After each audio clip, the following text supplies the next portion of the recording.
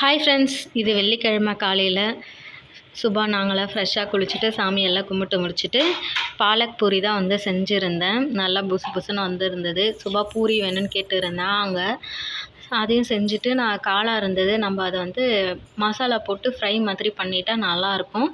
இது சப்பாத்தி பூரிக்கெல்லாம் சூப்பராக இருக்கும். நல்லா ரோல் பண்ணி சாப்பிட்றதுக்கு கூட சப்பாத்தி கூட. அதை பண்ணிவிட்டு வெள்ளை பூசணிக்காய் இருந்தது, அதை வந்து தயிர் பச்சடி பண்ணியிருந்தேன். இதுவும் தோசை, சப்பாத்தி, சாதம் எல்லாத்துக்குமே நல்லாயிருக்கும். மெயினாக வந்து வெயிட் லாஸ் பண்ணுறவங்க இந்த மாதிரி ஹெல்த்தி பிரேக்ஃபாஸ்ட்டாக எடுத்துக்கிட்டால் நல்லாயிருக்கும். பூரிக்கு பதிலாக அவங்க சப்பாத்தி எடுத்துக்கலாம். சூப்பரான ஒரு பிரேக்ஃபாஸ்ட் இது. நல்லா வெயிட் லாஸ் பண்ணுறவங்களுக்கு இது நல்லாயிருக்கும். காலையில் நாங்கள் சுபா எல்லாமே சாப்பிட்டு முடிச்சுட்டு புளி வந்து ஒன்த்திருந்தேன் மேலே.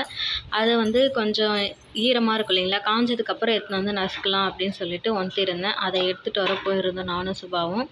இனிமேல் அந்த வேலை தான் பார்க்கணும் ஃப்ரெண்ட்ஸ். வீடியோ பிடிச்சிருந்தா லைக் அண்ட் சப்ஸ்கிரைப் பண்ணுங்கள்.